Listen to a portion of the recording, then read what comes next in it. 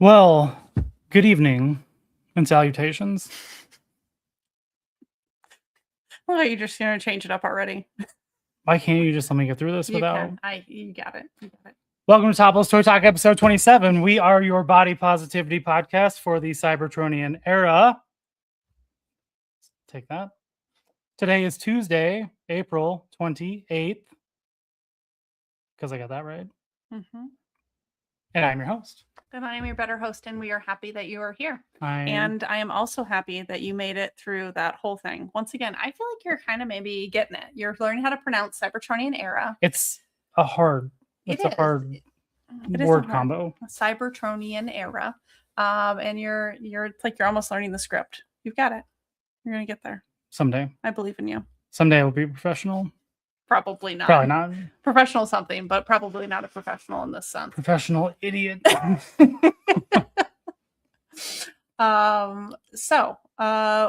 have who do we have in the chat tonight? We have one and only always. Oh, Webhead. Webby. Hey, how's it going? How you doing? Also, Webby, you don't have to put this in the chat here, but we were just saying, yeah, you need to DM us your birthday. Sarah's starting up a birthday card distribution list along with the Christmas card distribution list. Yeah, probably. It will spiral very quickly out of control. So I don't have your birthday yet, so please send it. These are things where it's like, that we have too much free time. We're going to have to start a GoFundMe to supply our card lists because it's obnoxious. We went from like 40 Christmas cards to like over 100 this last year because it's only going to keep getting worse. Every time you're just like, so once again, if you give me your address, I'll send it to you. An address. It doesn't have to be your address. Send me an address. I'll send it to your grandma, your mom, whoever. Yeah. We will get them out there. I think this year though we should do like specific Christmas. So I know we have like our personal like Christmas card, right? And I do like the toy photography card. We should add a third one. There's a Topless Toy Talk Christmas card. We could. I also really like to send cards. Like, I'm kind of an old lady at heart. I love to send cards where it's maybe like, a happy anniversary card. And then I just cross out anniversary and put birthday. Like, I'm just a really big believer in reduce, recycle, reuse, especially when it comes to greeting cards, because there's nothing funnier than sending somebody like a crossed out card. Well, if we're going to do that, we could just get like some just regular printer paper and write card on the front of it, on the inside of it, just... We could say this is for you and call it good. Like you could just have one universal card for everything. This podcast is sponsored by Hallmark greeting cards. So we do not buy Hallmark greeting cards for people. We make our own.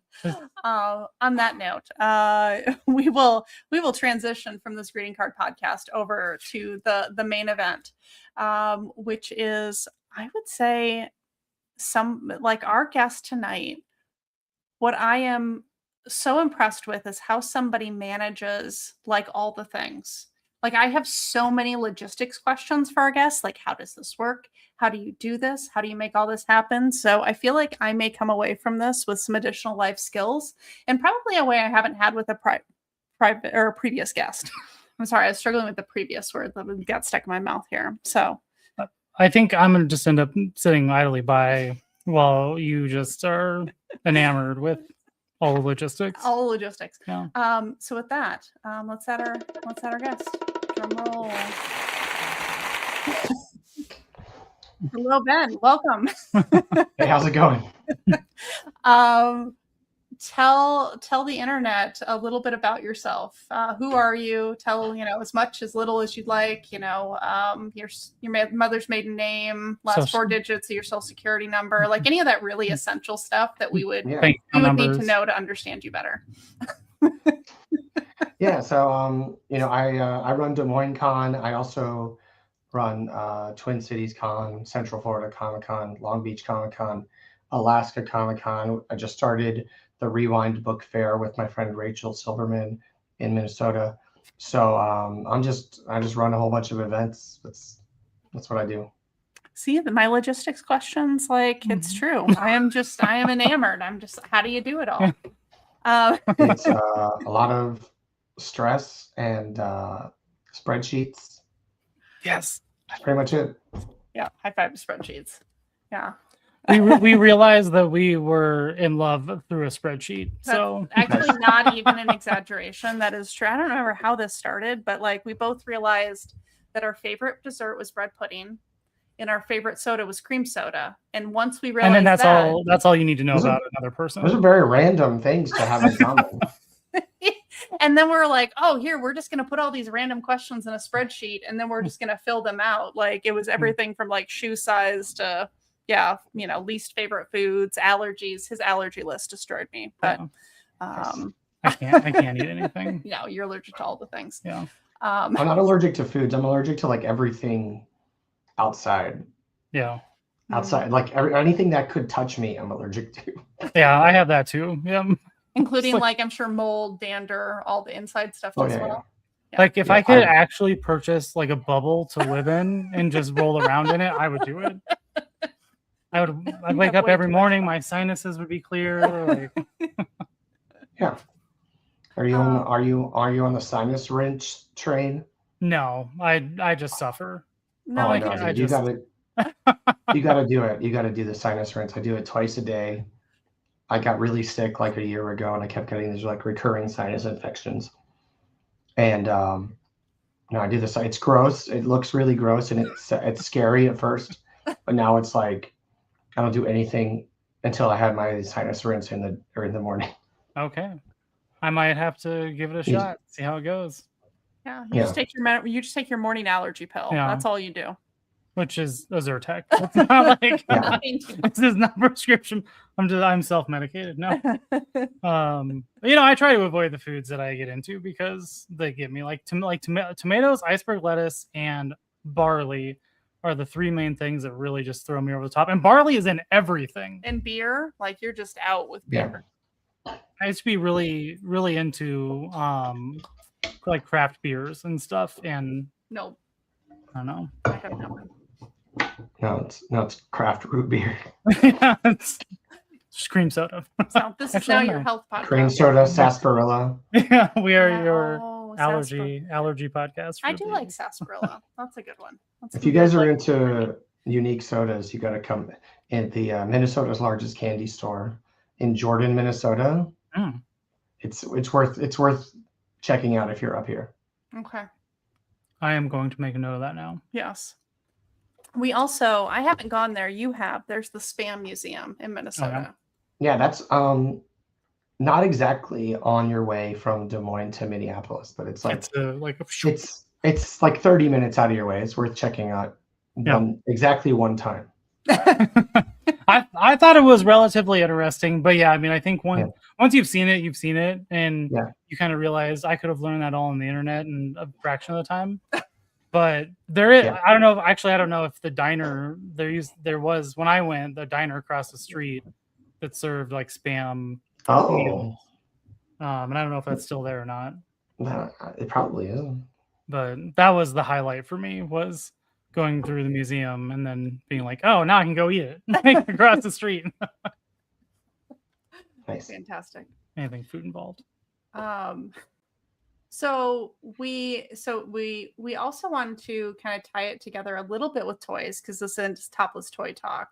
So when it comes to like toys, comics, other nerddom, like how did you get into what you're doing today? What you may kind of collect or follow? Like, was this a childhood thing? This is Something not at that all the evolved question. Is in the adulthood? I'm riffing on it. You were making I'm all of this up. riffing on the question here, but like, how did you end up where you are today? I'm gonna circle this back to the real question. Hey, so growing up as circle a kid and or now or in your adult life, Yeah.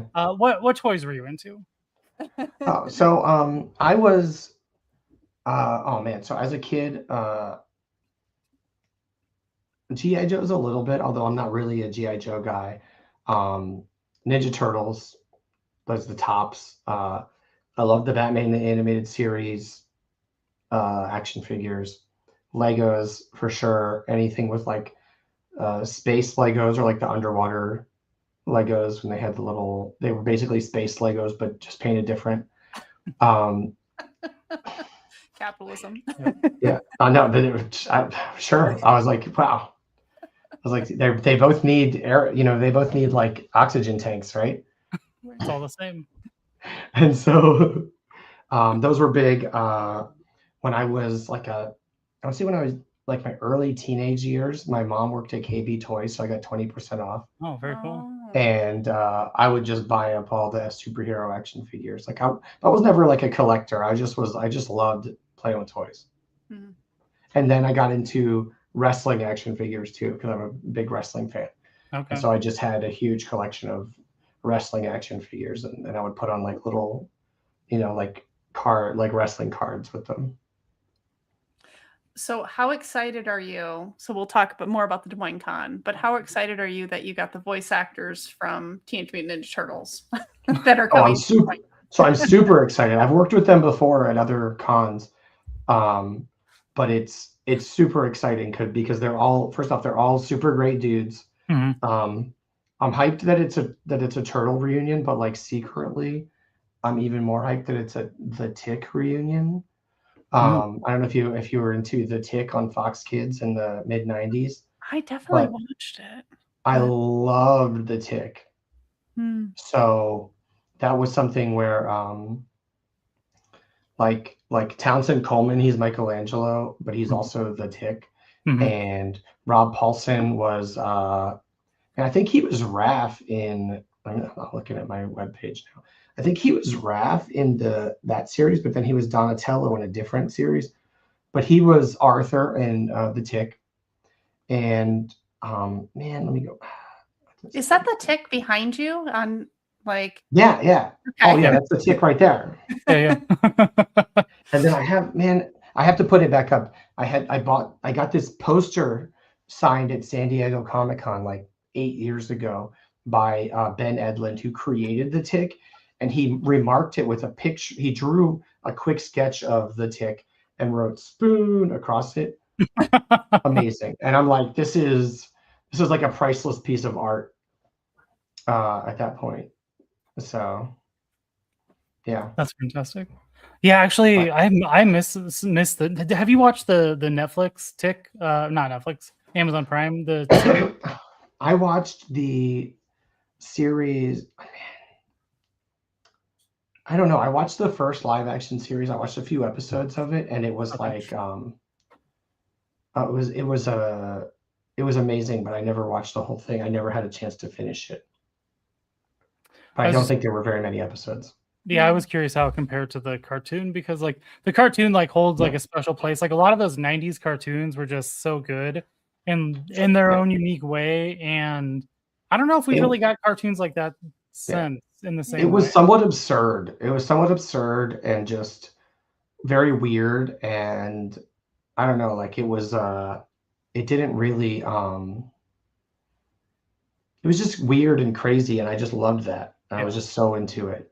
But there were some that it was like, I don't know, maybe it's like more of a girl thing, but there were a good amount of like cartoons in the 90s that were just too gross for me. They were too gross or too scary. Like, I'll be honest, Ren and Stimpy, too gross. That did not appeal to me. Like it was real monsters, too gross. Like there we've got just let me interrupt. We have the voice of Ren and Stimpy coming to Des Moines Con. Yeah, no, I saw that. I thought it was great. It does not appeal to me at all. Like it just, I don't know. There's something about that was just like, I can't. I was a huge fan of Ren and Stimpy. And again, because it was really absurd and weird. But looking back, I kind of don't like it. And like I understand why my mom hated it. Yeah. But it's I don't know. It didn't really hold up. And then on like Spike TV, they made like an adults version of it, like TVMA version, which I didn't like that at all. Huh. I thought that was really gross and crude and kind of stupid. But I did not realize that. It was, don't watch it. It's really bad. And like it was like I don't know how you take something that specifically, like I know it was like adult themes in a kid's show, and it kind of was subversive, which I thought was cool. I like subversive stuff in a kid's show because kids don't fucking get it. They don't know. Yeah, they don't know. But like, idiots. But like when you go and make it overtly like 18 plus, I don't know. I feel like you ruined something. So this is one that actually we were talking about the other day because we were watching, what was the movie that we watched where I had watched it as a child and then The Last Unicorn? Well, it wasn't The Last Unicorn, but we'll use The Last Unicorn as the example. The Dark It's Crystal? like, Dark Crystal. That was it. Dark Crystal.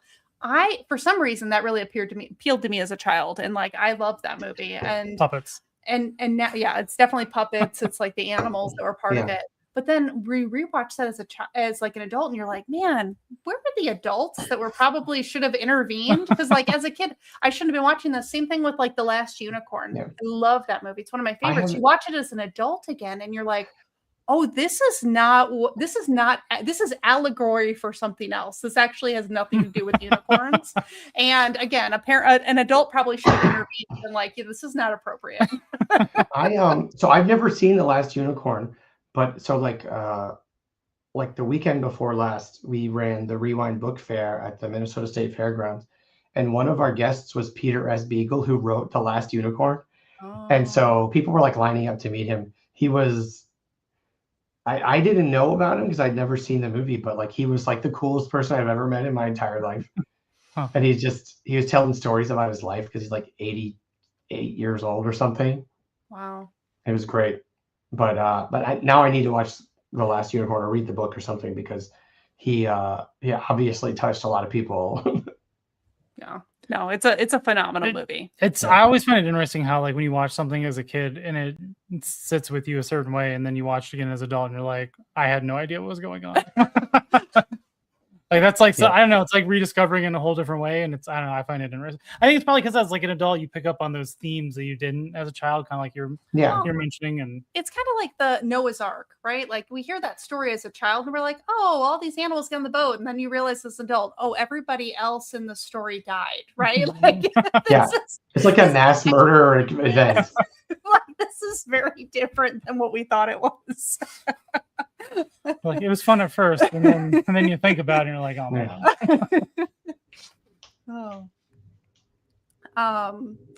So what were some of the we have so many questions here. I'm just trying to keep myself the next one here is like kind of how'd you end up doing conventions? Like what transpired in your mind? What went wrong in your life that put you where you're at right now? Where you're like, this is what I'm gonna do. So I always was into like I'm a huge comics nerd.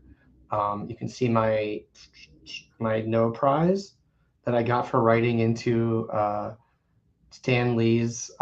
These comics up here are the ones that my letter is in that got printed, and I wrote like the nerdiest question ever to Stan Lee. So they sent me this No Prize. So like I'm a huge, I was a huge nerd, and I loved comics. And then when eBay started up in like the late 90s, early 2000s, I started kind of selling comics on eBay and buying stuff on eBay. And then fast forward a few years, I worked as a car salesman in like 2008, and the economy just collapsed. And don't I remember? and so as somebody who was making 100% commission, I made like I don't know, $250 one month, and I was like, man, I have 2 kids in daycare. I can't pay for daycare anymore. Like it's worth more money for me to just stay home. So I ended up kind of being a stay-at-home dad, and I started just buying and selling comic collections, and then that led to me going to cons and selling comics at the cons. And then that led me running a con in my hometown, a small con called the Annapolis Comic Con in Annapolis, Maryland.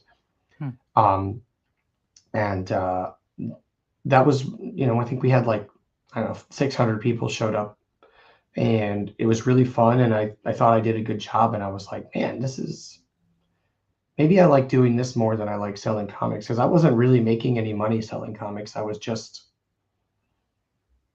like breaking even. It was just a cool thing to do, and I was accruing more comics, but I wasn't really making any money. And so then I kind of transitioned to just running the cons, and I started Awesome Con in Washington, D.C., which is one of the largest cons on the East Coast now. But I grew it up to about I don't know, 70, 80,000 people, and and then sold that to a company called Left Field Media. And I don't really have any involvement in it anymore, but that's a big show on the East Coast. And then after the pandemic, I was like, oh man, I need money. So I started more cons, and I started Twin Cities Con and Des Moines Con, and I ended up moving to Minneapolis, and it's been awesome. So I run January I run Central Florida Comic Con in Lakeland, Florida. February I run the Alaska Comic Con in Fairbanks, Alaska. In March or April I'll run the Annapolis Comic Con. It's still 700-800 people every year. It's a good time. May is Des Moines Con. August, September is Long Beach Comic Con, which I just bought last year in California. So that I'm really excited about that. And then November is Twin Cities Con. And then I have a few other little events throughout the year that I'll run, but that's kind of that's everything that I'm working on right now. I mean, it seems like you have a lot of free time. It doesn't seem like you've got really too much happening. Yeah.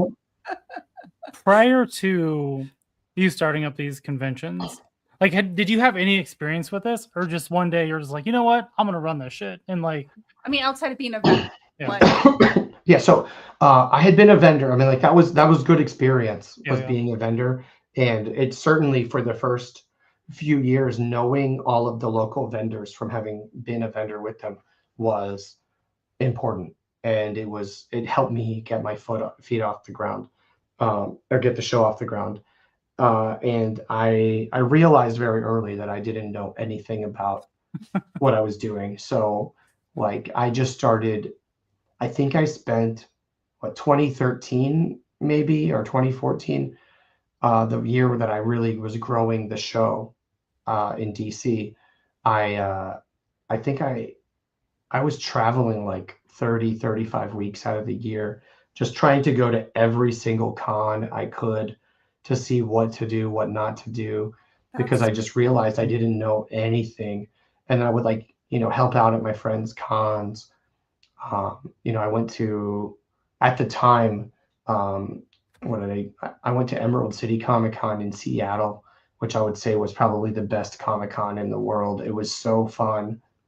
It was perfect. And it was like everything I wanted my show to be. And so I was there like taking pictures of their lines, taking pictures of how they had set up their merch booth, talking to their volunteers and just kind of chatting them up and seeing what they were up to. And like, I just trying to cram as much as I could in, because I just didn't want to screw it up. And I got very lucky that, I'm an obsessive person, and I'm crazy about little details, and I won't sleep if everything isn't perfect. So I just have to make sure everything's perfect, right? So that's just kind of, I don't know. It's just a lot of work, but at 15 years after starting the cons, I've got a killer staff. We're kind of in a good rhythm. The shows are spread out, kind of one show per season. mm-hmm. So we have, Des Moines Con is in a month.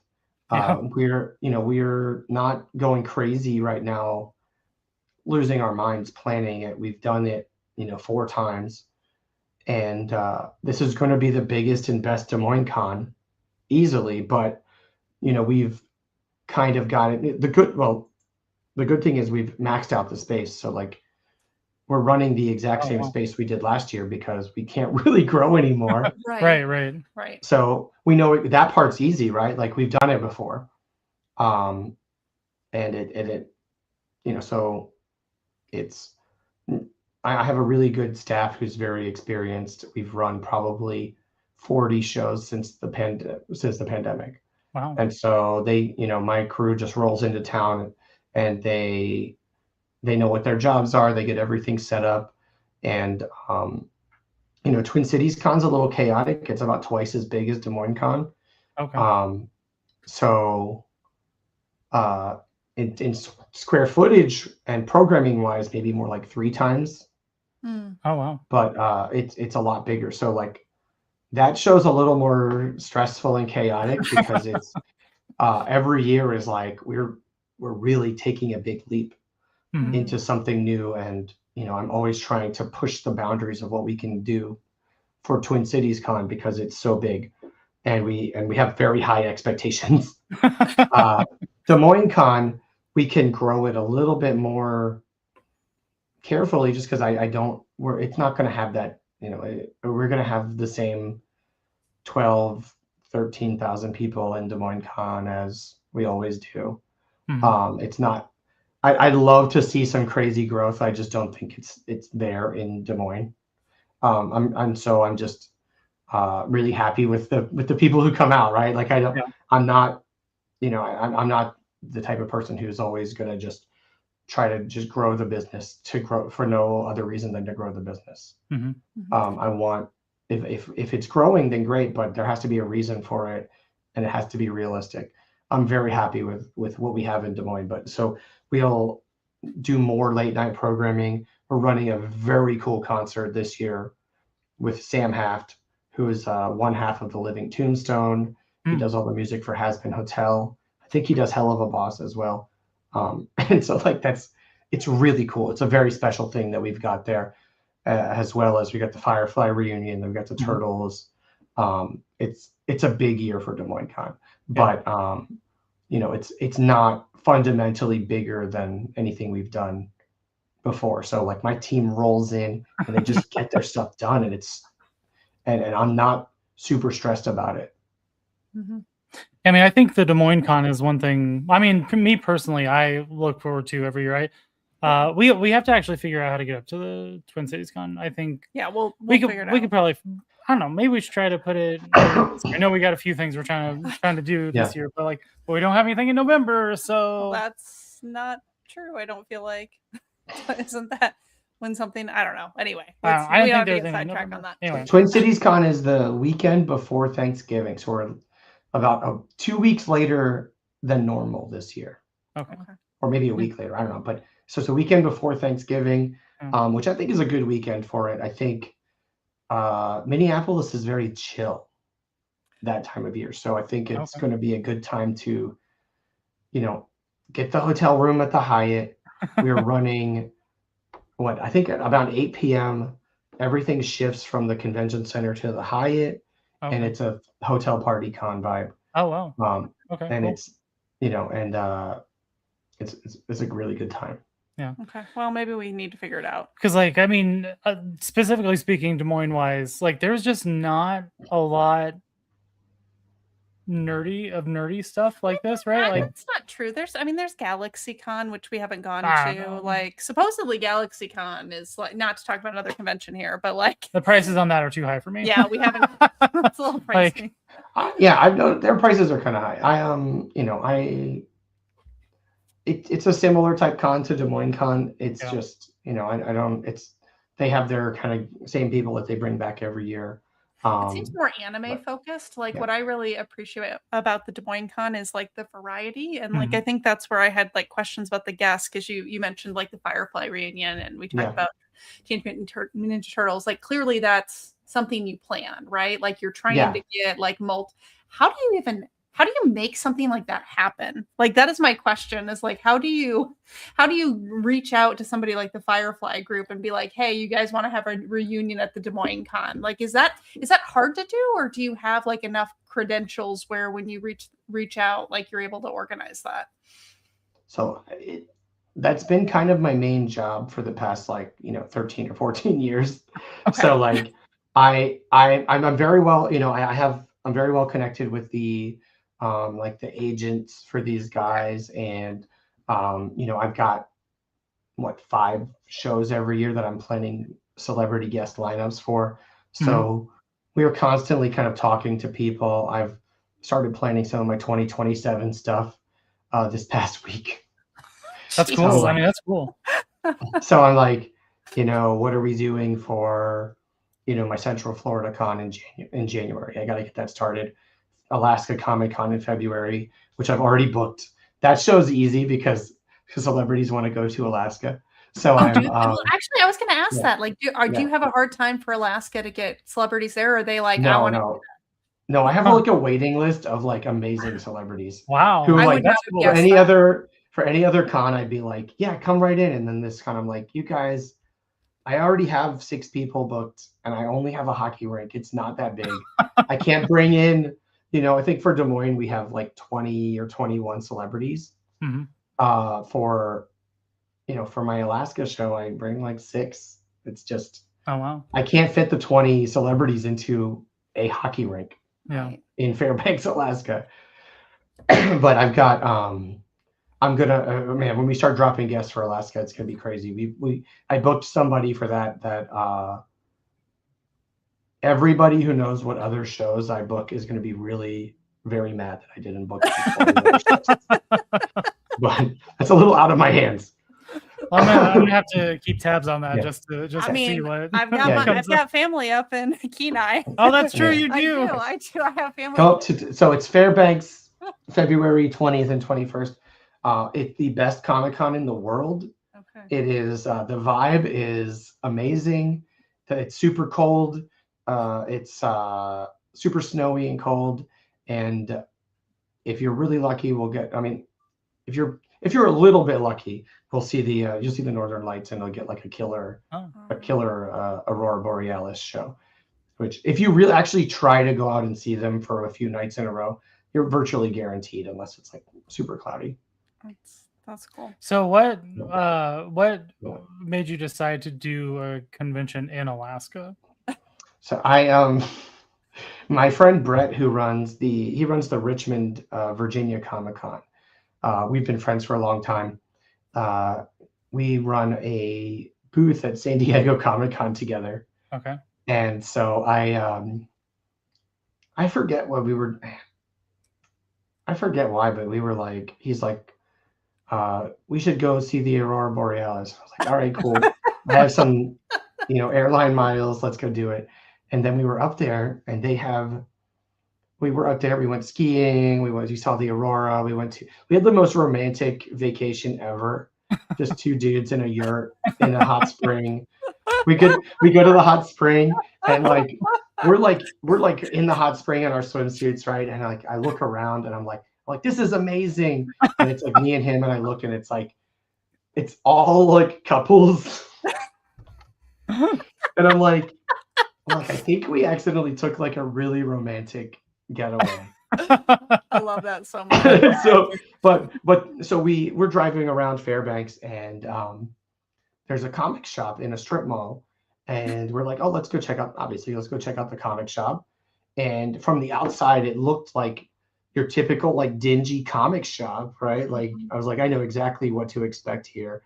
And we go in, and it was like 5 times bigger than we expected.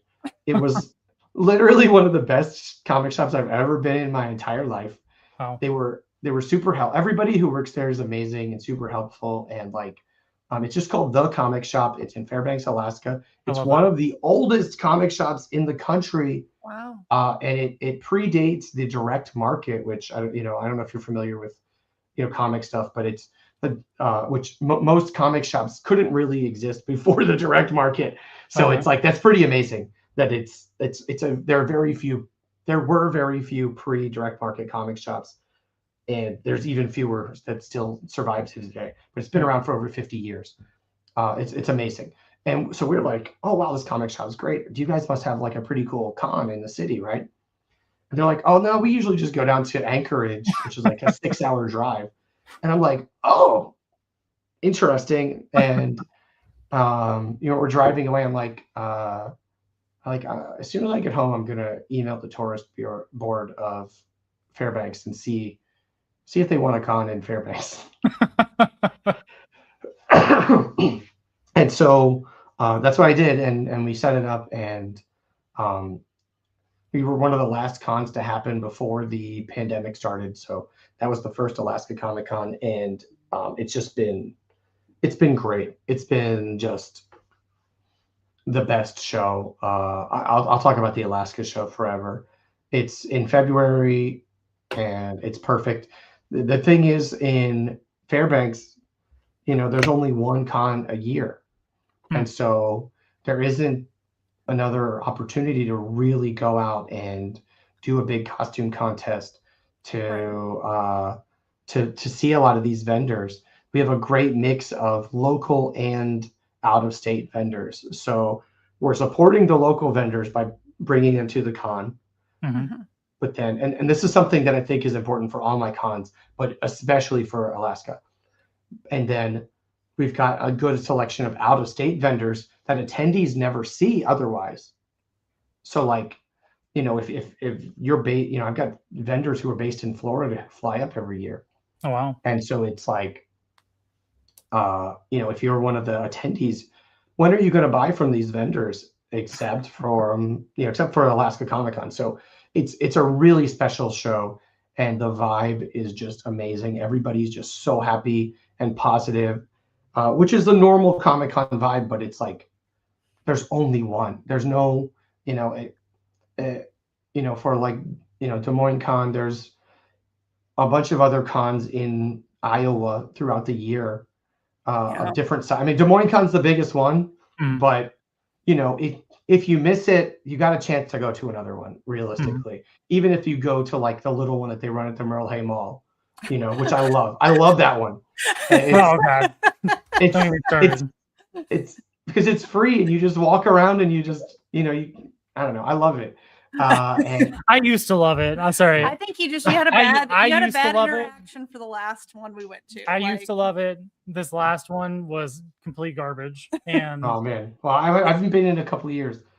I think it's been on a slow decline, to be honest. Like, actually, I mean, we've actually even tried to get tables before, and then we got turned down. I was like, bro, like, why did we get turned down when like we totally could have had better stuff? You could just show up with a table and set up. I mean, after we went, I was like, you know what, we could have just done that. Nobody would have ever even noticed. No. And like, I don't know, like we're not gonna. You complained about the BotCon for the last 2 streams. We're not gonna do it for a third one.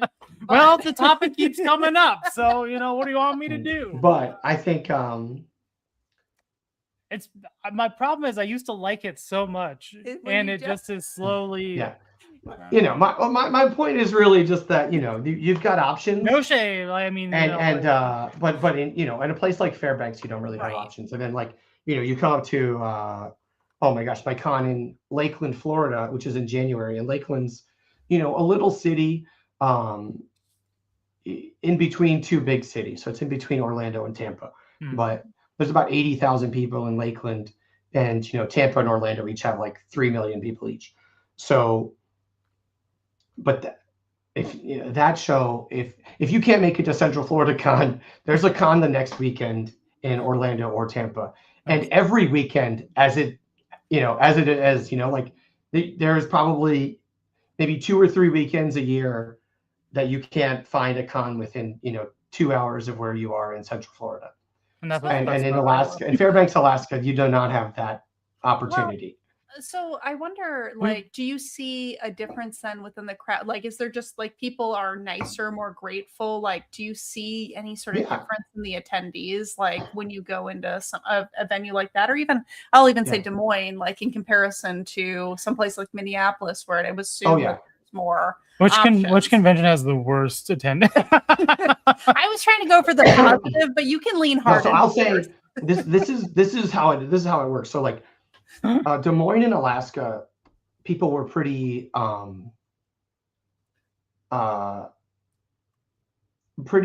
grateful to have us there, and that doesn't mean we don't have to work hard and earn our keep there, because we work very hard and we want those shows to be amazing, and for the most part we nail it. Minneapolis, on the other hand, is just and this is the personality of Minneapolis. Is more like when I first showed up there, like, who the hell are you? Why are you in our city? What are your intentions in our city, right? And you have to win them over. And, for me, it was like, I'm a very genuine person. I'm a very sincere person, and I try to project that out. Mhm. And I try to be very open and honest. And I think they needed to get to know me a little bit and my team. And like I lived in Florida until 2022, and I moved to Minneapolis, and that made all the difference in the world. You know, I think being a local and knowing the area and understanding it more became it was a really big deal. Yeah. And so I think people, once they got to know me and understand, like, no, I'm really serious about this, and I want this. Obviously, this is my business. I want it to be very successful, and I got to pay my bills. But like, I'm also of the belief that if I build the community or support the community and run the very best show that I possibly can, that I won't have to worry about the money. You know, I'm not thinking money first. My philosophy is like, I won't have to worry about the money as long as we run a great show.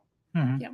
And I think that philosophy kind of shows through in the way we run our business and the way we run our events. But and I think there's still a lot of like skepticism around like for-profit cons in Minneapolis. And maybe before I got here, they have been, you know, people in this city have been burned by some other for-profit cons who just wanted to come in, make a quick buck, you know, make a whole bunch of money in the city and leave with it, which the business doesn't really work that way. There is not a quick buck to be made running conventions. Some years are better than others, but it's a very up and down and very risky business. And my margins are, especially being like an independent business owner, my margins are not crazy. Yeah. And I do that on purpose because I want to make it so that these bigger companies can't really compete with what I'm doing. I want to keep my prices low. I want to keep, for competition reasons, but also because I don't know. I hate high prices. I had to raise my prices like last year, and I hated it. But it's like everything I'm buying costs more money. Everything is more. Oh yeah. But I had to raise the prices, and I think everybody kind of understood. But like, I hated it. I don't know. I mean, if I could sell $20 tickets, that would be ideal. I would love to do that. Yeah, like we bought we tend to buy the VIP tickets because like, well, we don't do a lot of, we do stuff, but like, we like, you know, if I'm going to do something, I'm going to spend money on it. And we are there, you know, from basically start to close all 3 days. Yeah. Like we go hard. And so we get I feel like we get our money's worth for the Did you guys do the after hours stuff on Friday and Saturday night? We did. We've done some of it. We haven't done all of it. So like the first year, well, not the first like last year, we really expanded the after hours stuff. Yeah. So did you do the Epic Rap Battles concert? Yes, we did. We went to that concert. That was fantastic. That was really cool. Like I had watched Epic Rap Battles of History, you know, like back in the day. I didn't realize they were still a thing. And so I had no idea what to expect from it. And I was blown away. Like I was like, this is way better than anything I could have ever imagined. Right. Like, and I wasn't a super fan, so I didn't remember all like the lyrics, but like the amount of people in the room that knew the lyrics to all of their, I was just wild. That's how I found out my daughter knows all the lyrics. I'm standing next to her and she's losing her mind at it. I'm like, oh, okay. That was we great. Were and next to a kid that we kind of talked with the dad a little bit, but like, I mean, when I say kid, he was he was in his like, I don't know, probably early 20s. Yeah, like he was younger, but like still all pretty adultish. But anyway, I think that was like his 6th time seeing them, and so like wow, okay. Like he was absolutely thrilled, and like, well, because what was it they were doing where they were trying to get somebody up on stage, you know, getting people up on stage, and like we're like go, and his dad was like, he's like, no, like we've done this, like he's been up on stage like 3 times, like we want somebody else to have an opportunity. That's so cool. No, that was neat. And then the year prior, we went to the burlesque Nerdlesque. And that was okay. So there was a woman that I shouldn't say girl because it's Nerdlesque, but there was a woman that was in a lady, a Furby Oh yeah, the Furby. Like lady. I Okay. will never forget That was Furby Burlesque. fantastic. Oh my god. That lady, like Like she just, came out like, and it looked like a giant Furby. It was so good. And then it's like, it split, right? And the top was kind of like a hat, and the bottom part was like the skirt. And I was like, that is the most genius costume I've ever seen. Like I never would have, I don't know. My other one that I really liked was the one that did Magikarp and Oh, yeah, she was pretty good. transformed to Gyarados like during the performance. I was like, that's wild. Like, Yes. I don't know. Like there was a lot of like creativity that went into a lot of the performances. And But this year we're gonna go to Dylan's Drink and Draw. oh yeah, we will have make not it. done. Oh yeah, so We've not done So- Dylan's before, but we- we will do it So this here's year. what happens. we are Here's what supposed to. happens. Honestly, we're supposed to. I said, I don't know. Dylan's Drink and Draw should not be on the same night as whatever main performance. So the thing is, we keep putting it in a bigger room and it keeps filling up. So like, get Yeah. there early. That's what we heard. And it's great, man. Yeah. But I would say, man, so I always miss the Nerdlesque because it's like, if it's shoot, it's like Friday usually, right? So Oh, is it? it's usually like on a Friday, maybe it's on Saturday, something, I don't Okay. know, but it's like such a long day for me that like that's when I go get dinner. Like Yeah. that's when I like step out for so I always am missing it. I got to get in there at some point and like kind of prioritize that, but it's like that's my first chance to like leave the building and go get some food. Yeah. And like, and usually like on a Friday, dude, Fridays I get there at like Friday and Saturday I get there at like 6 a.m. Oh yeah. Yeah. and so like what, it's like 9 p.m. or something. I'm just like I gotta go. Right. I mean, I hear you. Like I'd be done too. We've been to a few burlesque shows in Iowa, Yeah. and I would say that the Nerdlesque we saw at the Des Moines Con is by far the best. So Okay, it was up there. It ties with one other. I'm only going to say this because it was our first burlesque show we went to. yeah, that's the And only- it was Halloween themed, and there Okay. was a pregnant Oh, lady nice. dressed up as a ghost, and she had a little ghost baby. And I'm Like- sorry, like nothing will ever top that. Yeah. As well as a man who dressed up as a zombie, and he did like a That was whole actually pretty good, too, a yeah. dude like burlesque as a zombie. yeah. So I mean, so okay, those were two good sets out of the thing. those were right? two But, good sets. Everything else Yeah. was a little questionable, but other than that, yeah, Nerdlesque Yeah. and if you're ever looking Halloween to burlesque expand was your fantastic. adventures, like Nerdlesque, like just regular. It was good. It was So good. so my good friend Maki runs the Nerdlesque, and so I believe she runs like the International Nerdlesque Festival. Okay. And so I've been friends with her for a long time, going back to when I first started Awesome Con in DC. So she's another Maryland person, and so I've just always kind of stuck with Maki and her crew Yeah. running our Nerdlesque shows. So like they do a great job. Oh, They're yeah, super yeah. professional, and they like, you know exactly what you're going to get from them. No, it was good. It was good. And Yeah. like I mean, I haven't seen the agenda yet, clearly, but I'm No. hoping to make all the things this year. Like, but because I'm hardcore for the things that I like, and there's not a lot of things I like, but the things I like you know, like in volume. in volume, Yeah. like okay, all my money, all my support, whatever, all my time, right?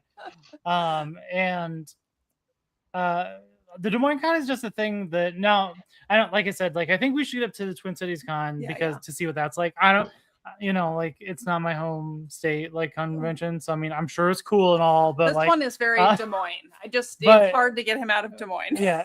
But I don't know. It's like I That's think it's fair, one of that's the fair, coolest yeah. thing that Des Moines has. I mean, it's even being called the Des Moines Con, right? Like, yeah. I mean, so Yeah. Galaxy Con is Galaxy Con. It travels and it is what it is. But like, it is. if he gets out of the So- Des Moines Retro, so here I'll tell you his like pettiest thing that he has an issue with. So there used to be something that was called the Des Moines Oktoberfest. Oh, It used to be yeah. downtown Des Moines. We're not going You to gonna spiral talk- too much. You gonna talk It to- used to be downtown Des Moines, and then it went over to like the Waterworks Park, which is still like Yeah. downtown Des Moines. Oh yeah. That was And okay. then last year it moved it up to Ankeny.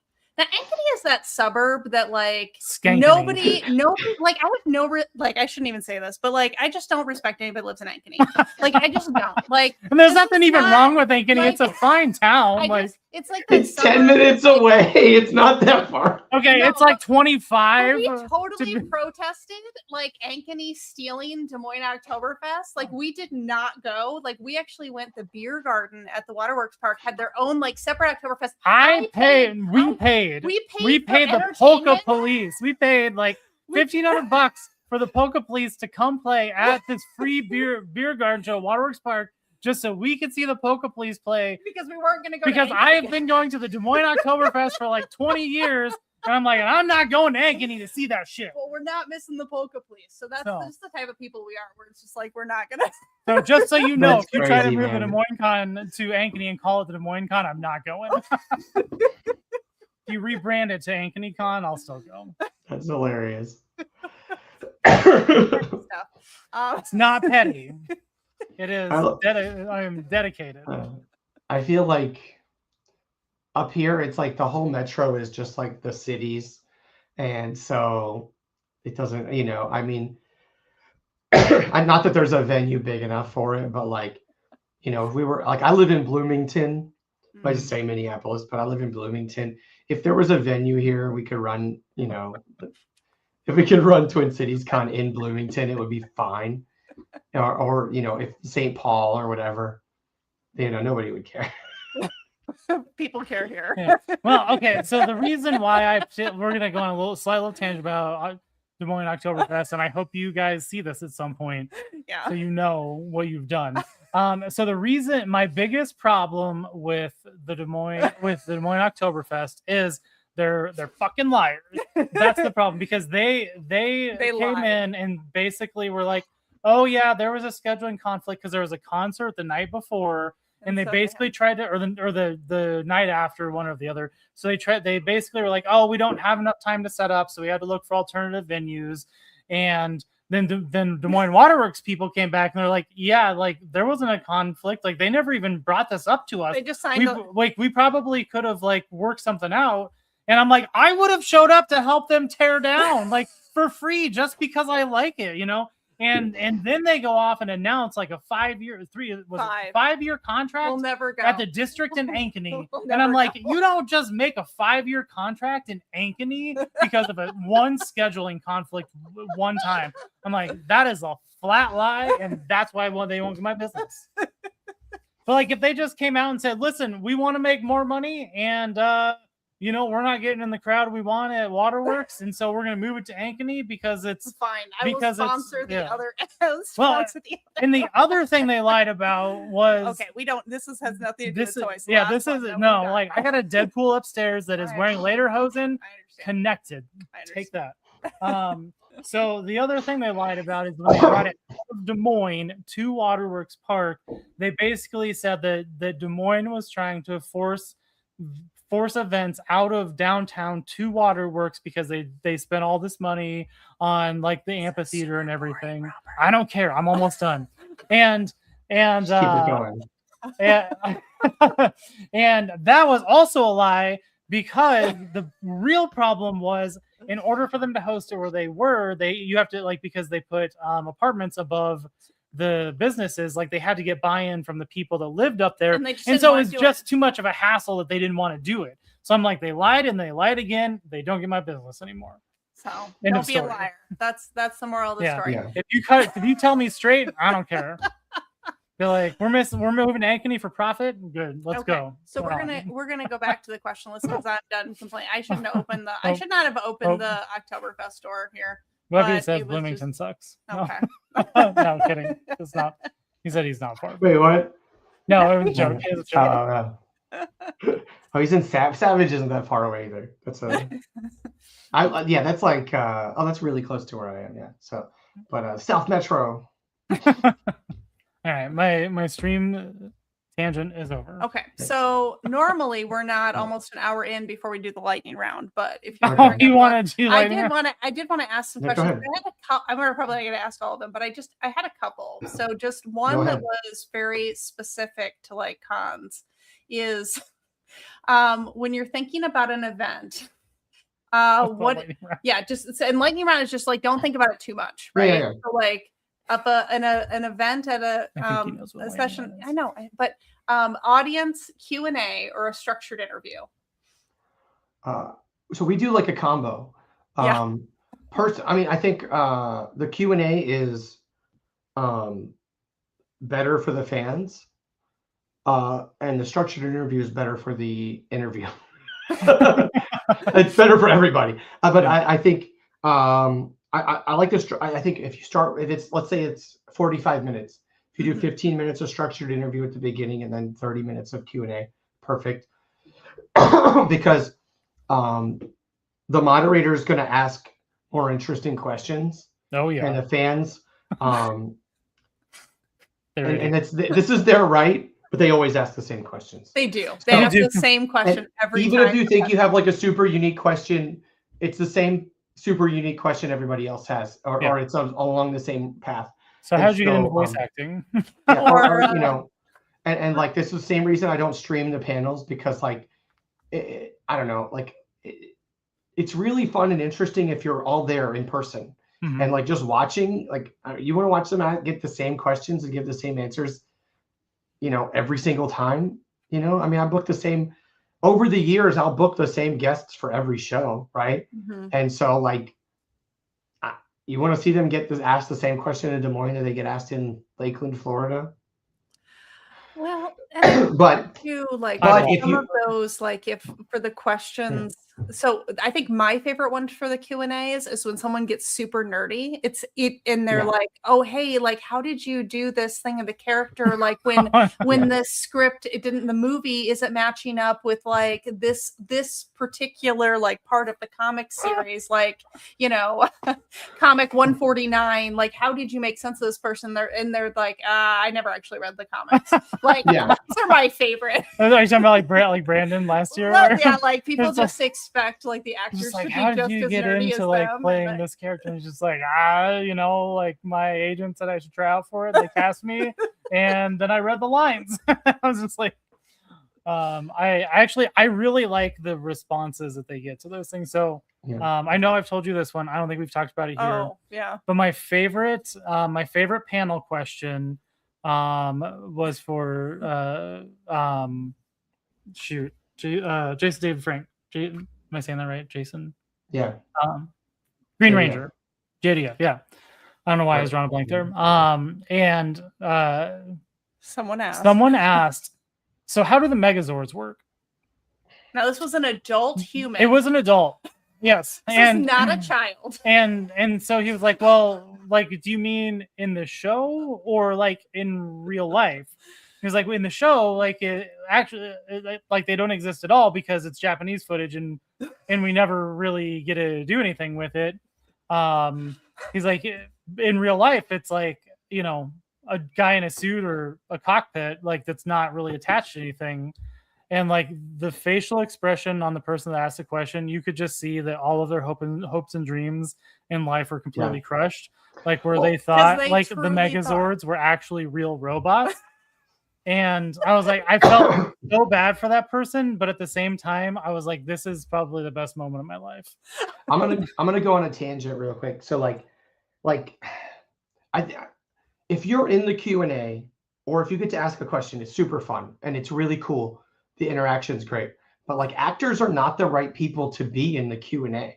I love when we get like the show creator or a writer on a Q&A or something like that. That's way more interesting. Yeah. And then also the best panel. So we ran this show last year called Segoy Expo in Orlando.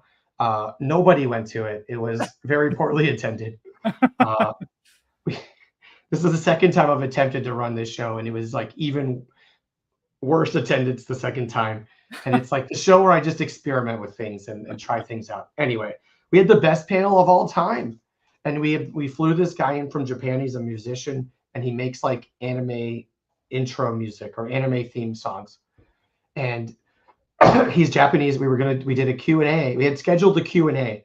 And like I show up, it's like me and 5 people. And he's like, I don't want to do a Q&A. We're just going to make a song. And he has his keyboard and his computer set up. And for 45 minutes, he made a complete song. and it was the coolest fucking thing I've ever seen at a con. He literally like he laid down a melody track, and then he put the drum machine, he put a drum over it, then he put in some bass, then he did like some more melody and some strings, and he just kept layering it. Then he kind of mixed the levels a little bit, and he was like, oh, I think it's still missing something. He went back and added some flair to a few parts, and in 45 minutes they had a complete song that was about 2.5 minutes, and it was good. And like he had just done this all over the top of his head, and like it was like watching a genius at work. And like I'm literally in the middle of this panel. I'm like texting the entire staff, and I'm like, if you're not busy right now, get to room 136. Like we are having the best panel of all time. And so like those types of things are amazing, and I try to incorporate as much like fun, interesting stuff like that. What's up, Dave? Dave's blowing up the chat. That is such a cool that's like really cool. And I'm gonna take it a different level. Like, what's the most cringy thing? Wait, real quick. Hold on before you go into that. I have to make a comment because I was thinking about this earlier and I forgot, and then I remembered again. This is a weird connection that my head made, but I'm like, actually, if it wasn't for Dave, like none of this would be occurring. No, because so we went to the Des Moines Con and we met Dave. Sarah like attached herself to Dave. Well, I like Dave. He's a nice guy. Yeah, Dave's great. Like, don't. And we went to his panel, and there weren't a lot of questions, and he got Sarah's abandoned. I was like, I'm gonna turn this my own personal Q&A. Yeah, great. And so from that point forward, Sarah was like a diehard Dave fan. And so then, like, last year we then started this. Yeah. And then, like, because like we'd been watching Dave stuff for a while, and then we started this, and then Dave was here. And then we were on Dave's, and then like, and then slowly been rotating. But like then through Dave, like your name came up, and like, and then but you put on like the Des Moines Cons and Twin Cities Cons, which Dave is at, and so it's like it's like this weird full circle like Daveception situation. And this is also a Dave appreciation podcast. Like we are your Dave appreciation podcast for the Cybertronian era. Yes. So sorry, that was my my thought from earlier. My cringy thing is like I don't know that we've seen anything like terribly cringy, but I would imagine like there's a situation that's either cringy or like that was super like wild and off, like that you had to handle as the organizer of all this stuff, like, or one you have attended. It may not have to be one you have. Oh, man, I don't know. I feel like it's just such a normal part of like the cons and work and stuff. I don't know. Like, it's hard for me to remember. I don't know. We had somebody who was upset that they like won a prize at the costume contest, but like it wasn't the division they wanted to. So they like got really upset and like stormed out. I thought that was kind of weird. I would have graciously accepted and then maybe brought it up privately later. Yeah. Right. Instead of making a big scene, but I don't know, who am I? That's wild. Okay. Not the cosplay. Actually, with all the ones we've been to, I don't think I've really seen anything wild. I always hope there'll just be like some like big brawl. Somebody of unhinged. Like, someone unhinged person like going to town, like people are fighting, ripping off cosplays, and like wings are flying everywhere, and I don't know, like. And it's just, I don't know. They're always so chill. Yeah. Like, I mean, which is a good thing, right? Like, I mean, it's nice that like there's. You don't want it to look like Black Friday. It used to be. Like we don't. This isn't necessarily a panel thing, but like I would like for people to stop giving celebrities gifts. People do that. Yeah, because I mean, and it's like super nice, and I know those celebrities are like appreciative of it, but they can't take them. They don't have room in their bags for a big stack of gifts or big, like I didn't even think about that. So like they can't take it. And so like I just end up with I don't know, a bunch of junk left over at the end. It doesn't mean anything to me. Do they just leave it? Like the celebrities? They just usually they'll just leave it. They'll try to find if somebody wants it, like give it away to like the people like the staff who's working around them. But like generally that they can't keep it. They're not gonna, like And the thing is, they're gonna get like, if it's somebody who gets like 5 or 6 gifts, it's every convention they go to. Where are they gonna put it? Right. What do you do? Even if they could take it home, I So, never anyway. even thought about that. That never occurred to me So, would be like- to get a gift for. I mean, if you're ever just like, I need to get rid of a bunch of weird random stuff, like, we'll always take it. No, we like- will not. We will not. We will. I'll will frame it. mail- I'll put it on the walls. No, we we'll don't. raffle it off, giveaway. I don't know. No, we don't need that at all. Please Yeah. don't. Hand You drawn know what? You know what was cool? Like, oh man, John Barrowman. So like, he had posted at some point about he liked Tim Tams. Which do you know what Tim Tams are? There's the Australian cookies. Okay. If you can find them like an international supermarket, just avoid them at all costs. They're incredibly addictive, and you will never be able to stop eating them. But so the first time he was at like Awesome Con, he had a stack like this high of Tim Tams just off the floor.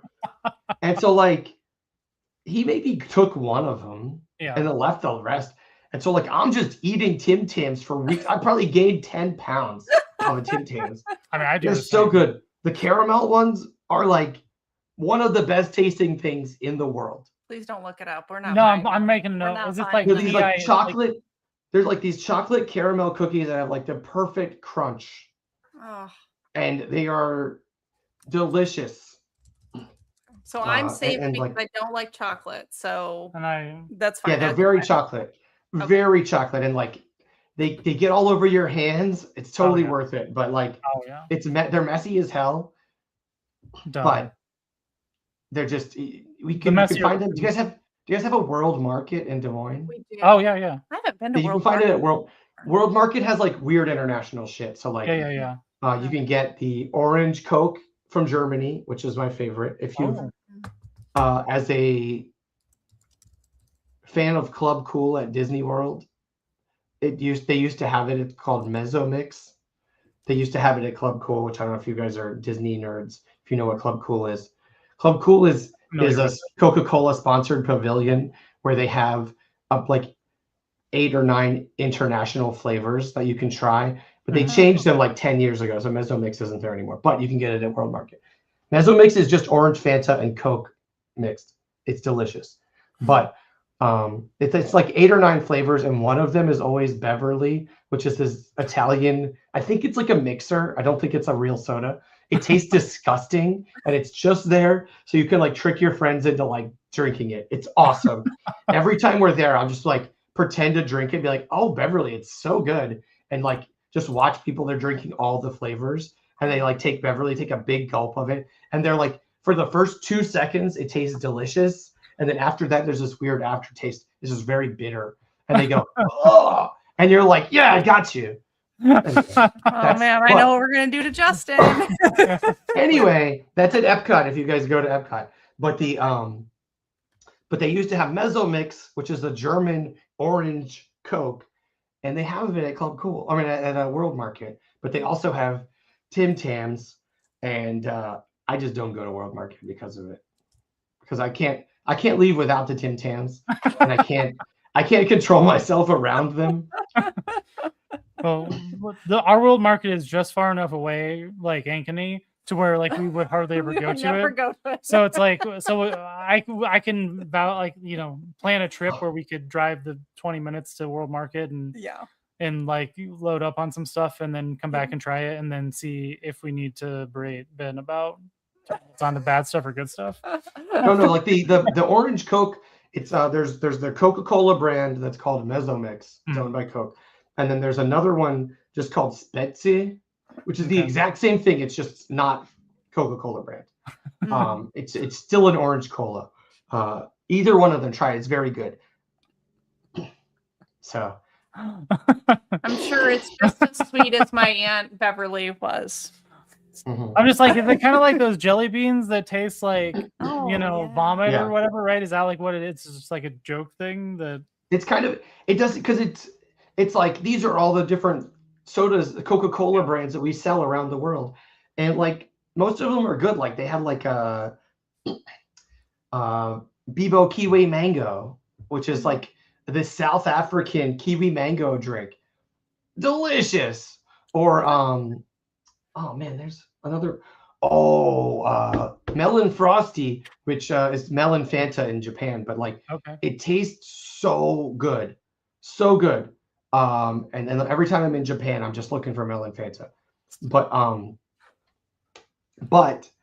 So like it's different flavor. They're all good. Beverly does not exist outside of the world of Coke in Atlanta, Club Cool, anywhere that like they do this sort of thing. It used to be a real thing. They don't make it anymore, except to trick your friends into trying something disgusting. That's what it is. I'd willingly try it at least. No, you should try. I mean, I'll try. I'll take one for the team if it tricks somebody else into doing it. I don't care. I went to World of Coke and I tried every single flavor at World of Coke, which is like over 100 flavors.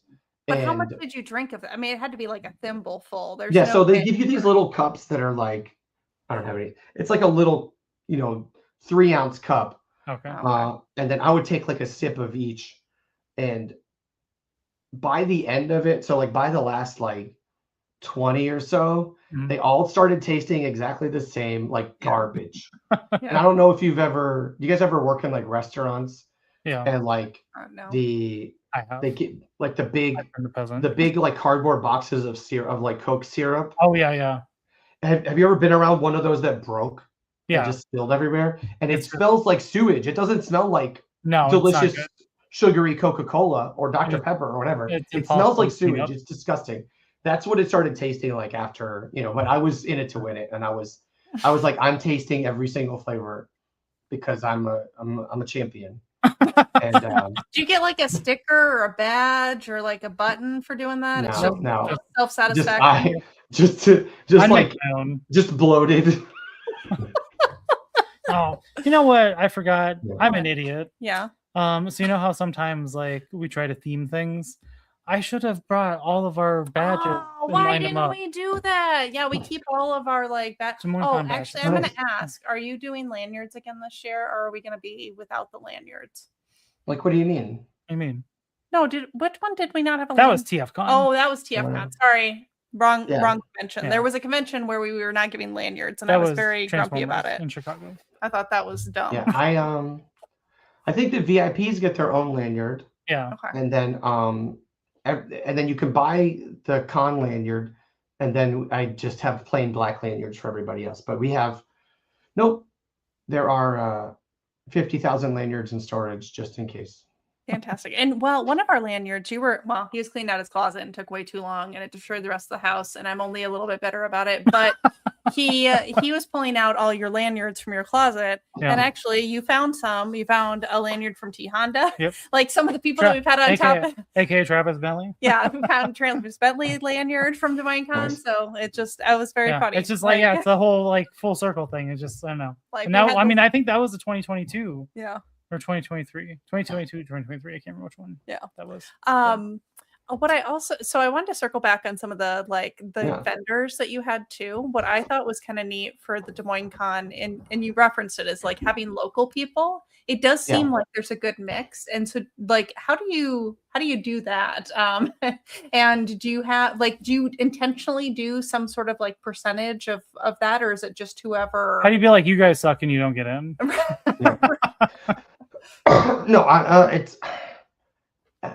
I don't really choose who gets in for the most part. I mean, well, for artists we do, but for vendors, it's kind of who signs up. But it just tends to work out really well. And if it didn't, I would probably step in and make it happen a little bit more. And I do kind of, I do kind of incentivize like the local shops, and kind of I'll make sure that they, maybe get a discount, or if they, buy like 2 booths, I'll maybe give them another one or something like that, just because I want the local shops there. So yeah, I do. I guess I do it, but really, I think we're just kind of really lucky with the ratio we get. Okay. Has there been any vendors that you've had to turn away? You're just like, listen, you can't sell that here. Oh, well, we don't allow any AI. So I've had to ban people from using AI. We had to ban somebody for harassing other vendors. Wow. We had to ban somebody, or did we ban anybody else? I don't know. It's mostly the AI, man. It's like there's no place for it at the con. It doesn't, everything that we're doing is celebrating human artwork, human artists, human creations, whether it's, you know, the TV, movies, comic books, like what do we have to gain from you know, bringing AI into this? Nothing. It just cheapens everything. So it's just isn't the place for that. If somebody wants to run AI con, have at it. So I'm gonna Yeah. pose a semi-philosophical question, which I like to throw out here because this is the thinker, and it has me thinking because I don't have an answer to it. So what if there was a situation where there was like a really good artist, like somebody that you had come to your conventions year after year after year. They were great, great asset, great contribution. Everybody loved them. Let's say they were in a tragic car accident and lost the usage of their arms. So they could no longer create art. Like, let's say they either did painting, drawing, I digital, love whatever, how right? you're doing like this So- really extreme. He so has they- brought this up multiple times. So to they me. can no longer use whatever they use to create their art. But They had enough of a database. because they had created so much art, they could feed their art into AI, and then they could verbally depict or describe or state like whatever they wanted to create in their art style to continue to be able to produce their own art. So, but couldn't anybody do that? I mean, theoretically, yeah. So, like, I mean, what makes that special then? So Because they Because had a anybody bunch of could before. could feed that same art and Right. put the same prompts. So, But- like, so you know, so I have a friend who was like really into AI, and I'm like, whatever. I just roll my eyes, whatever. And he's like, man, you know, AI comics are going to change everything. I'm like, you can't sell them. You can't sell the AI art because anybody can do it. So, like, could I theoretically do a prompt and make some AI art or an AI story for myself? Sure, I guess, if I really thought it was cool. But like when you go to sell it, like what are you selling? Mm. It's like selling, I don't know, like the same thing anybody else could do, like without any difficulty. Like, I don't know, I would pay to go on a ride along with like a NASCAR driver, right? But would somebody pay to go on a ride along with me? I would. I mean, like, I would follow you around the convention and be like, "I see what you're doing." But like, it's if anybody can do it, it's not special. You know, what makes an artist special is that it's them, it's unique to that artist. And so I'm like shaking my desk. It's like what if it was just, if an artist in the artist alley is just selling printouts of, images they find on Google Images, anybody can do that. That's not being an artist. Yeah. And it's the same thing as feeding into a prompt. It's just not art. And it's not, it's not any different than just finding something else and burning it out. It's just not the same. It's not any different. So I think, in that very specific hypothetical, it's a very unique scenario. Like, I think, if that person's an artist and like, this is the type of thing that's happened before, and you see artists transition their creative mind into another thing. Can they sing? Can they, are they, I've seen people who paint pictures with their feet because they don't have any arms. Yeah. Like that's beautiful and that's unique. And, there's something touching about that sort of thing. Whereas where's the human element where, for me, like and I've said this on a million interviews, but my favorite part of the con is walking through the artist alley and finding somebody that I've never seen before, because we've got 130 artists in the artist alley at Des Moines Con. Mm-hmm. Certainly there's somebody there I've never seen before every time. Yeah. And they're going to have something really cool that hits me in a way that it doesn't hit anybody else. And no other artist hits me that way, right? This is a one-to-one connection that I'm making. That's what the point of art. And like that's what makes art and what makes it special. And like that interaction, that relationship is so important. And like it just does not exist with the AI stuff because nobody made it. Nobody put the human experience into making it, and you don't connect with it in the same way because it's, you know, and it's the same thing with like music where, you know, I love the cop out answer when people are like, oh, what do your lyrics mean? And like the artist has to cop out and say, oh, well, like, you know, it's kind of up to the listener's interpretation. But it really is. I mean, yeah, because it means, you know, you can, you can take something away from a song that nobody else does. And like, you know, my mom died like 12 years ago, and like she had the worst taste in music ever. And so like I'm getting like weepy over the fucking oh my god, what is it's oh my god, I can't think of the name of the band. Hold on, go.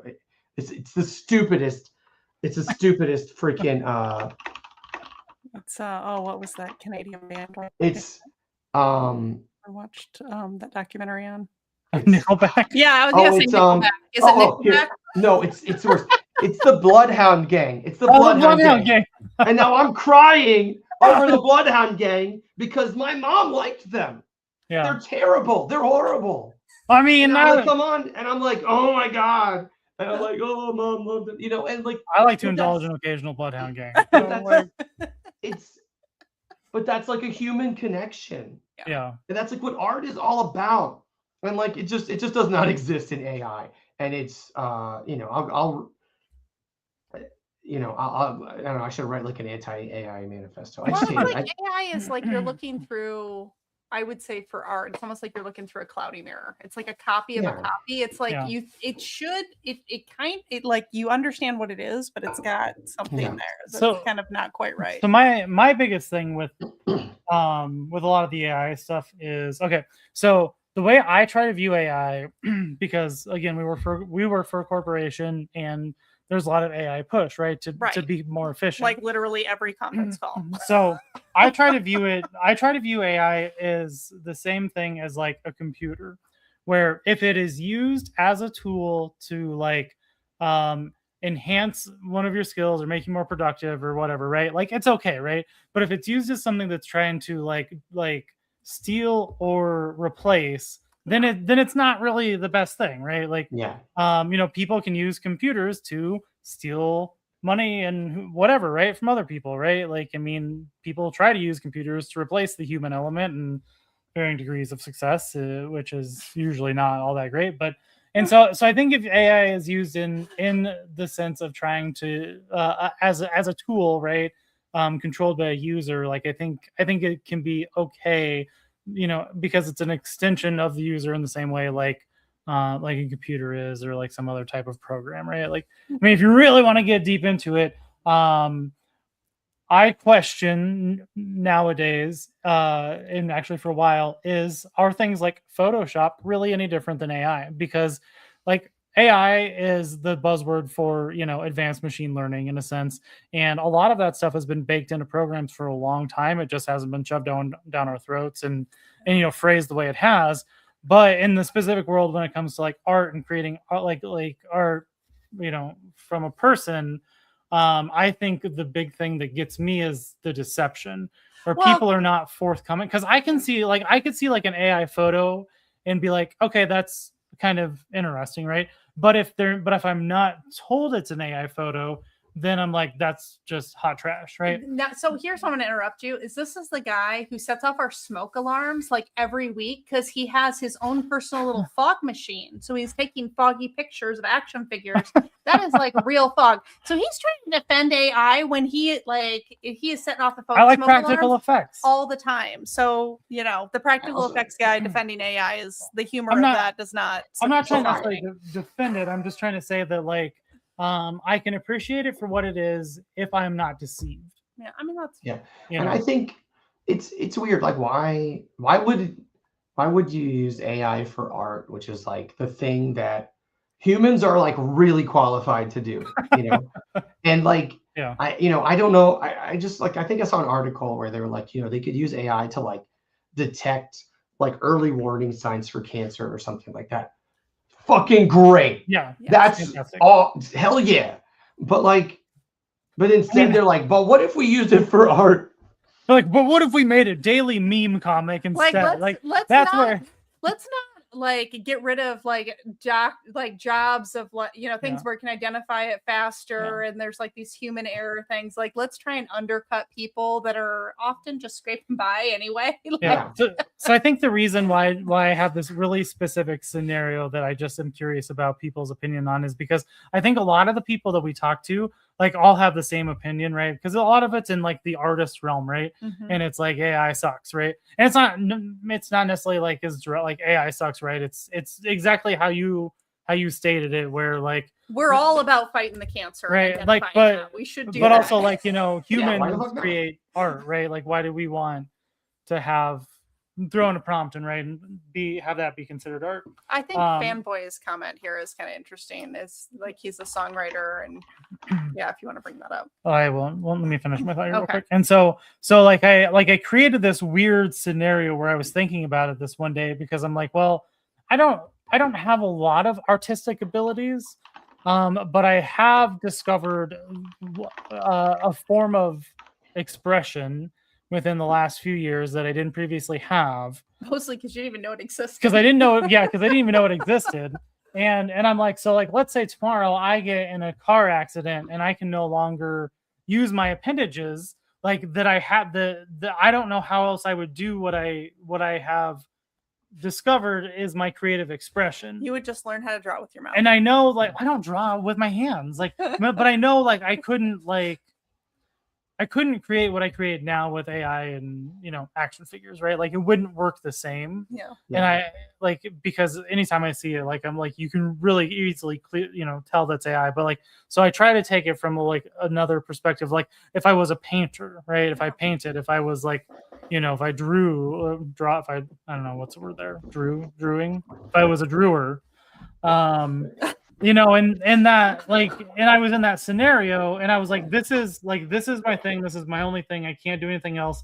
And like, this is what drives me forward in life. And like, because I no longer can use my arms. You have like a very irrational fear about losing like ability to use your arms. It's much more likely you would lose access to your legs. Well, right, like, whatever, how many people do you know that like randomly their arms like? But I'm just saying, like, working? if I was in that scenario, like, would I then be like, you know what? I have created 500,000 like hand-drawn pictures that I can feed into AI and describe it, and it will recreate my style for my new ideas. Would that be okay? But I don't know. Let's look right? back at I think Fanboy's Prime's like. I don't have a right answer to the question, but it's like, and that's. But that's Fanboy said you could just the one above before that was like you could just create prints of their existing art. That's fair. And then I'm a songwriter and could absolutely crank out music if I used AI. It would be all be meaningless though. There's no struggle in its creation. The words mean nothing. You aren't hearing my choices. Yeah, no, I get that. Like, I'm not trying to argue against it by any means. I have this very specific scenario where you think your arms are going to stop working. Like, I just am curious about people's opinion. If they're just like, if you lost your arms and you wanted to like feed your shit into AI and crank out new stuff, that's cool, right? I don't know, or if people are just like, nah, you still suck. Like, use your toes, like. Okay, I'm gonna somebody said that. Who said that about using? I don't know. I used to. So I play guitar. I don't play very much anymore, but like, I always I was really serious about it for a while. Like, and oh, dude, what's up, dude? I know him.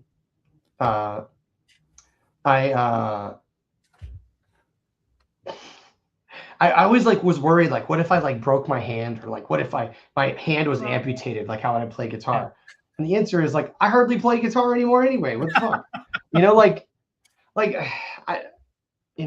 should play more. I don't know. I would have picked up the drums or something instead. Whatever. I often try. I've had a keyboard one-handed. I Yeah. was yeah. 14 and I've never learned how to No, play. you're never I going try to. all the time. It's not gonna It's just- happen. I don't know. I don't No, have. I don't have rhythm. So I I'm got gonna, really serious one summer and played like 4 hours a day. And I'll tell you, playing 4 hours a day guitar for like 4 or 5 months will make you an okay guitar player. no, that's fair. I'm gonna ask. Probably you're the only one I could ask this question to and God. get like legitimate response. But Oh, once God. we started this show, Topless Toy Talk, for some reason, even though we're like just normal people, like, you know, we're generally dressed fairly conservatively. Like, we're not, you know, there's nothing attached to this in any sort of way. But there's a part of me that's like, you know what, it'd be really funny is if we did Topless Toy Talk live. Coming from the person that like it took me a year to convince to do this on the internet. Yes, it took a very long time to do this. I'm like, I'm not going to do this. This is ridiculous. Like, I'm too old. I have like a career. Like, we're not going to do this. I'm But, a business professional. Again, because, you know, you run many a convention. Like, what would it take? And do you think there would be an appeal for a show like called Topless Toy Talk? Please say no. So, Yeah, Please be say- honest. Please say no. so I mean, we have the Nerdlesk already. Right. So like, I think anything that was okay in Nerdlesk would have to be okay outside of Nerdlesk in the, you know, after hours 18 plus stuff, right? So sure. The real answer is I'd have to talk to Becky, who runs all of our programming, and it would have to be okay with her. And I would leave it up to her, is what I would do, because she's, you know, that's her domain. And We're not I asking wouldn't- for permission. I'm just curious. Like, is this because we I don't didn't know. apply? Like, I know you But get I your think- application. I thing. think it's We're able to wrap our mind around how it would work. I don't know why think- you still are yeah. insistent upon trying to make it work. I think, you know, again, you know, if you were, you know, I don't see why not, as long as, you know, you weren't any less dressed than they are at the Nerdlesk. Right. Fair. And we would be checking 18 plus wristbands at the door, so it would be fine. Okay. Well, we'll consider it. I think you want somebody to be like, yeah, you should totally do this live. I think that's what you're looking for. No, So you can try to convince me to figure it out. And I'm like, I'm fine on the internet. It's probably all the further it'll go. This is easy here. Just sit behind a row of boxes. It is. It is. We invite people. We ask them weird questions. The boxes don't work as well in 3D. Well, and that's been our struggle. Is My trying to thought figure that was out. like a hula hoop. You just go hula hoop, To like a tap wear dance, shoulders, like, is it- and you put boxes on. I don't know. It's like, no, I think in person, the real answer is pasties, but Yeah, You know. yeah. but, That's what. Well, that's what I said. If we're ever going to sell merch, like it should just be something like that, It where should it's be like, pasties. I'm sure you can get custom pasties made. I don't know. That I haven't had to do that yet. How does that? well, maybe we'll look into that for the Des Moines Con. No, we Des will Moines Con not look pasties, like we'll just show up wearing them for you. That's like your natural merch item. Actually, somebody had a really good. Who was? Oh, that was Dylan. Dylan's Ring and Draw. He had a good idea. He said, it'd be funny. A good merch item is like, like how they make those really compact, like shrink wrapped, like shirts. Oh yeah. That are like in like the plastic or whatever, right? But there wouldn't actually be a shirt in there. It would just be like in the shape of those, and you would just sell that. Stupid merch. And I was like, yeah, Dylan, that's funny. I like that. I also like Switchcraft. Branded as not so topless. Not so topless. Not so topless.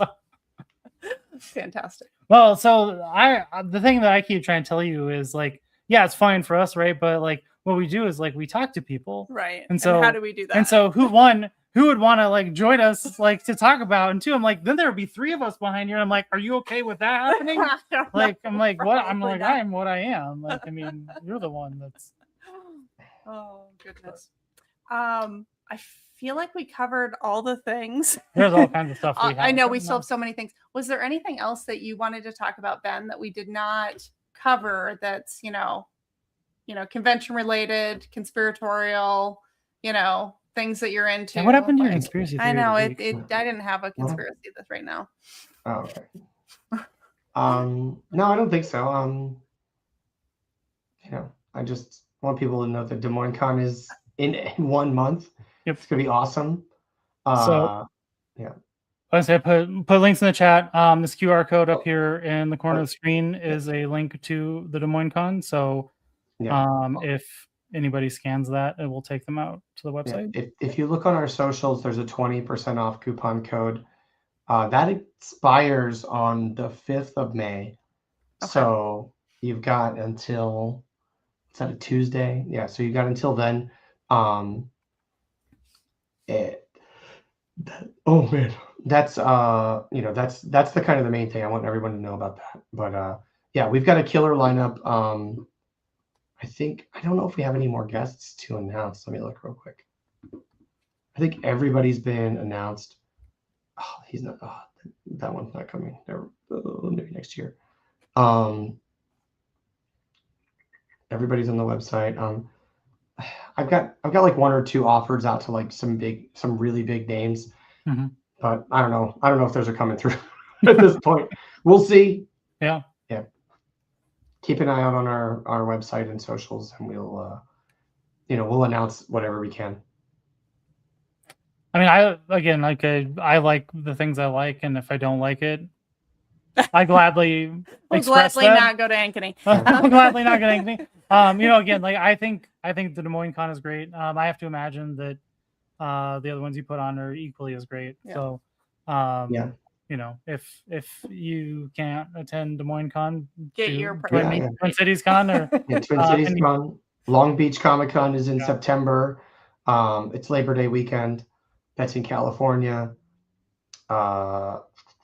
Central Florida Con in January every year, and Alaska Comic Con in February every year. Yeah, I think you actually the people that you have, whether it's volunteers or your staff that run the conventions. Again, I'm speaking specifically for Des Moines Con. We haven't been to Twin Cities Cons or any of the ones yet. I think they do a really good job. Like they're all very organized. Everybody's always polite. They follow the rules. Like they're very rule following people to keep everybody in line. And we've never, like I said, I think we've been going for all of them, and so it's like there's never been a problem. Like I've never seen a problem. Like it's always our stuff always runs really smooth. If there's occasionally problems, but my philosophy is it's okay to make mistakes as long as we only make them one time. Right.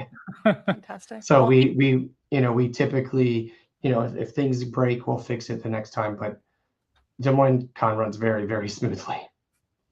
That's unfortunate for me. I'm looking for a catastrophic failure. No, you I'm don't need a catastrophic failure. not by the event itself. Like I just want to see like a big brawl of people in cosplay, like just like fighting it out. Not me. That could be an after hours event. Maybe somebody else's con. They just like show up in the same like costume, and they're like, "Mine's better." The other one's like, "No, mine's better." And then like I said, there's wings flying up. Your like imagination is a wild place. It's a wild place. Like you see all these cool costumes, like that would normally be battling each other, but they're not battling in real life. They're all just taking pictures. Okay, I'm gonna cut you off. I want to see a fight. I'm gonna cut you off. Thank you so much, Ben. It was a pleasure chatting with you tonight. Thank you so much. And look forward to seeing you here in real life in a few weeks. Or not. I mean, 4 weeks. I'll be around. No, I don't actually have any job at the con. I usually just kind of chill and walk around. So fantastic. That's what we do too. We don't have a job either.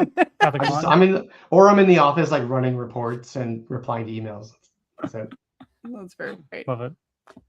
So next week we actually do have someone, because again we're trying to get some folks here from the Des Moines Con. So we have Chris Fink, who is joining us. So Chris is what I thought was super fascinating, because like you're reading the bios, and like Chris's bio talking about was it brain cancer? Now I'm forgetting here. It's called glioblastoma, I believe. And just like how he's kind of turned that into, doing comics and all, like super fascinating. So I have so many questions, as usual. Chris. So I'll give you a quick backstory on Chris. I took over Long Beach Comic Con last year, and Chris lives in California. He emailed us and he's like, "Hey, can I get like maybe last minute? He's like, can I get a table for I'm an artist and I've got this very aggressive brain cancer, and he's got it's not a good prognosis, and so." He's got really funny take on it. And he's like, yeah, like feel free to use me, he's like, I'm happy to use this to get publicity or whatever. And so he's just got a really good humor about it. And so I met him at the con at Long Beach Comic Con in August of last year, and was just like, dude, what's up? And he's been, a friend ever since, and like somebody who I'm so glad I've gotten to know. And I think he had another surgery a few months ago that went really well. I don't know what his day-to-day situation is, but I'm super happy that he wants to come to Des Moines, and I'll be really happy to see him there. Yeah, we were really excited when we saw his bio. Like it sounded very interesting, and I was like, oh, let's talk to him. And I was like, this is unique. Like this is a unique scenario that you normally don't see very often. Yeah, absolutely. So Chris will be joining us. We will talk about all the things, probably some good dark humor. Yeah, okay. Sorry. Right here, Fanboy Prime. This is exactly what I'm looking for. You don't need to feed the Real Housewives of Cosplayers. You don't need type to, drama. Yes, yeah, you don't need that. That's what I want. That's what I want. Want some really bad reality TV like cosplay. I'm just gonna say you are the girl in this relationship. I am 100%, hands down. Like the girl. Yeah, I'm like Bugs. Ew, like like. So we were going to put a couple of things in here before we close it out that you were just taking a screenshot of. Oh, yeah. Or a list. So we've done some dumb things here over the week. So number one is we decided to start a Patreon. What are the other dumb things? Well, because the Patreon goes along with the Discord. So, So we also have a Discord. So he's gonna throw a couple of things in the chat if you guys want to. If anybody's interested, check it out. We created the most unhinged Patreon that you'll ever see. Yes, definitely. Like it is. Took up like all of Sunday here, working on it. But we thank all of you for joining us. We will see you next Tuesday, and don't forget to go to the Des Moines Con and tell your mom I said hi.